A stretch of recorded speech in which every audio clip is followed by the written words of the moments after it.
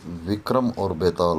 घनघोर अंधेरी रात में राजा विक्रम अपनी खुली तलवार लिए बेताल को पकड़ने आगे बढ़ते हैं और अपने पराक्रम से बेताल को वश में करके अपनी पीठ पर लाद कर ले जाने लगते हैं। सफ़र लंबा होने के कारण बेताल राजा विक्रम को कहानी सुनाता है और हमेशा की तरह शर्त रखता है कि अगर कहानी सुनने के बाद तुमने उत्तर देने के लिए मुंह खोला तो मैं उड़ जाऊंगा। बेताल कहानी सुनाना शुरू करता है। चंदनपुर गांव में एक वृद्ध स्त्री रहती थी। उसका एक बेटा था जिसका नाम दगड़ू था। वह स्त्री नए पुराने कपड़े सिलने का काम करके अपना और अपने बेटे का पेट पालती थी। दगड़ू एक कामचोर और आलसी लड़का था और दिन रात सपने देखा करता था। दगड़ू के साथ एक बड़ी परेशानी थी कि उसे अक्सर बुरे सपने ही आते थे और जब भी कोई बुरा सपना आता था वह सपना हकीकत बन जाता था।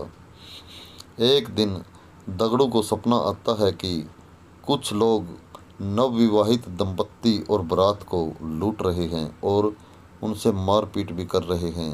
दगड़ू ने जिसे सपने में देखा होता है वही दुल्हन बनने वाली लड़की अपनी शादी का लहंगा सील जाने के बाद वापस लेने दगड़ू की माँ के पास आती है। दगड़ू फौरन उसे सपने वाली बात कह देता है। वह लड़की अपनी माँ और ससुराल वालों को यह बात बताती है, पर सब लोग इस स्वप्न वाली बात को वहम समझकर अनसुना कर देते हैं। शादी के बाद जब वर वधू बारात के साथ जा रहे होते हैं तब सपने वाला वाकया सच में घटित हो जाता है और इस पूरी घटना में दगड़ू पर आरोप लगते हैं कि वही लुटेरों से मिला होगा, वरना उसे कैसे पता चल सकता है कि ऐसा ही होगा। और शक की बिना पर सारे लोग मिलकर दगड़ू की खूब पिटाई करते हैं। इस घटना के कुछ दिनों बाद एक रात दगड़ू को सपना आता है कि मोहल्ले में रह रही चौधरायन का नया मकान गृह प्रवेश के दिन जल कर खाक हो जाता है। तभी अगले ही दिन चौधरायन उस मकान को बनवाने की खुशी में लड्डू लेकर दगड़ू की माँ के पास आती है और गृह प्रवेश समारोह के दिन जलसे में आने का न्योता देती है। वहीं पर सपने की बात दगड़ू फौरन अपनी माँ से और चौधरायन से कह देता है।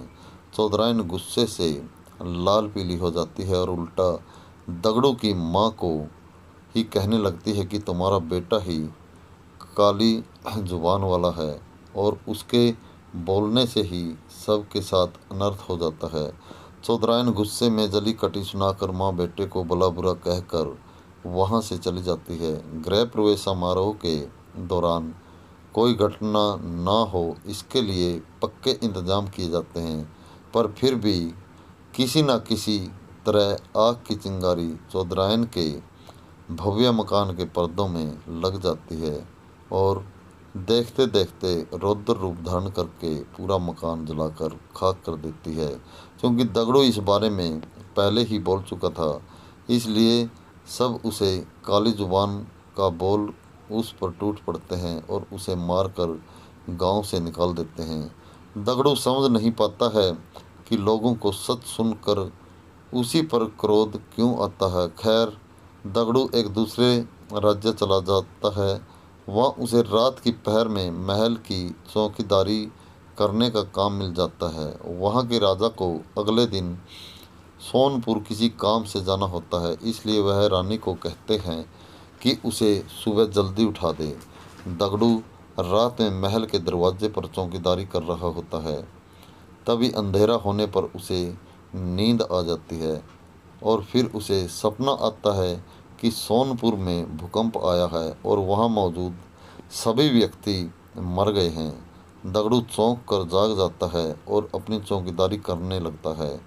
दगड़ू सुबह राजा के सोनपुर जाने की बात सुनाता है। तभी उनका रथ रुकवाकर अपने स्वप्न वाली बात राजा को बता देता है। राजापुर सोनपुर जाने का कार्यक्रम रद्द कर देते हैं और अगले ही दिन समाचार आता है कि सोनपुर में अचानक भूकंप आया है और वहाँ एक भी व्यक्ति जीवित नहीं बचा है। राजा तुरंत दगड़ू को दरबार में बुलाकर सोने का हार भेंट देते हैं और उसे नौकरी से निकाल बाहर करते हैं। इतनी कहानी सुनाकर बेताल रुक जाता है और राजा विक्रम को प्रश्न करता है कि बताओ, राजा ने दगड़ू को पुरस्कार क्यों दिया और पुरस्कार दिया तो उसे काम से क्यों निकाला। राजा विक्रम उत्तर देते हैं कि दगड़ू ने अमंगल स्वप्न देखकर उसका वृत्तांत बताकर राजा की जान बचाई है, इसलिए उसने दगड़ू को पुरस्कार में स्वर्णहार दिया। और दगड़ू काम के वक्त सो गया, इसलिए राजा ने उसे काम से निकाल दिया। बेताल अपनी शर्त के मुताबिक राजा विक्रम के उत्तर देने के कारण हाथ छुड़ाकर वापस पेड़ की ओर उड़ गया। दोस्तों, विक्रम बेताल की और भी कहानी सुनने के लिए हमारे चैनल को सब्सक्राइब करें और बेल आइकन को प्रेस कर लें, ताकि आगे भी अच्छी अच्छी कहानियाँ आपके पास पहुँच सके। दोस्तों, आपको ये कहानी कैसी लगी आप हमें कमेंट करके बता सकते हैं, और आपको किस प्रकार की कहानियाँ सुनना पसंद है आप हमें वह भी लिख सकते हैं। हर कहानी को लाइक करके शेयर करना न भूलें। तब तक के लिए धन्यवाद।